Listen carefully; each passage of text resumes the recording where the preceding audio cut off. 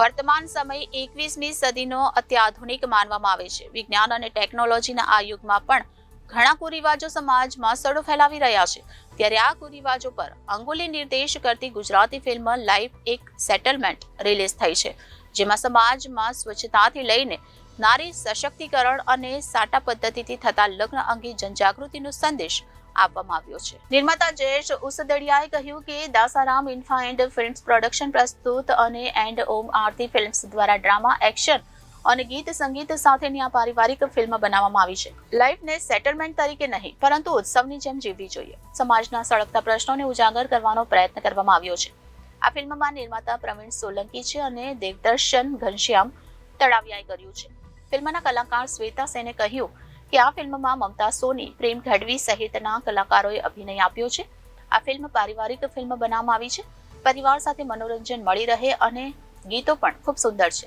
ગીતો કુમાર સાનુ, પાર્થિવ ગોહિલ, સાધના સરગમ, પામેલા જૈન જેવા બોલિવૂડના ગાયકો દ્વારા ગાવામાં આવ્યા છે। ફિલ્મમાં સુરતના નાટક જગતના દિગ્ગજ કલાકારો પણ છે। મોટાભાગનું શૂટિંગ સુરતની આસપાસના વિસ્તારોમાં કરવામાં આવ્યું છે, જે દર્શકોને ખૂબ પસંદ આવશે। ખુશ્બુ શાહ છે।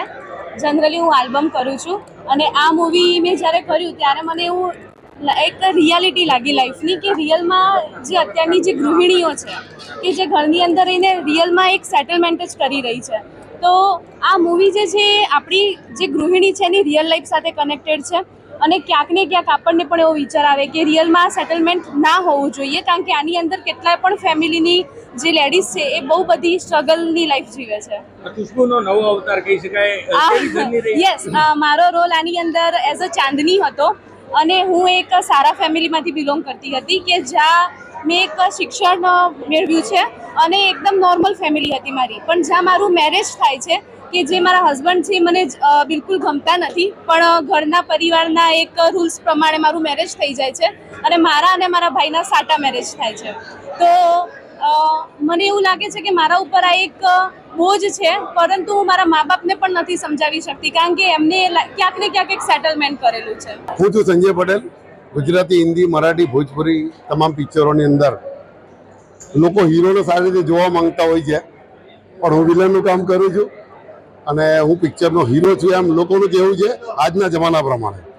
અને સેટલમેન્ટ મૂવીની અંદર સરસ મજાના ઘનશ્યામભાઈના રાઇટિંગ, સોંગ્સ અને સરસ મજાનું પિક્ચરાઇઝેશન કરવામાં આવ્યું છે।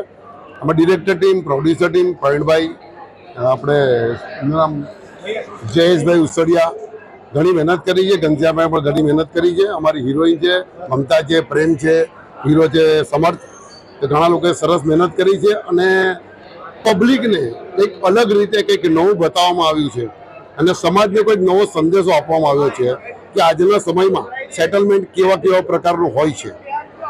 તો મારી નમ્ર વિનંતી છે દરેક પબ્લિકને સરસ રીતે પિક્ચરને જુઓ, નિહાળો અને એનો આનંદ લો। Thank you so much. નામ તુષાર સવાણી છું, એક વેલનેસ કોચ છું અને આજે હું રિયલી બતાવું કે એક સેટલમેન્ટ મૂવી લોન્ચ થયું છે, તો હું એક ભારત દેશની અંદર બધા લોકોને મેસેજ દેવા માંગુ છું। એમાં નારીઓ વિશે બહુ જ અમેઝિંગ છે અને મારી જેવા યંગસ્ટરને તો પહેલાં જોવું જરૂરી છે, કારણ કે સેટલમેન્ટથી પોતાની જિંદગી વિતાવતા હોય છે અને મૂવીથી એક એટલો મેસેજ મળે છે બધા લોકોને।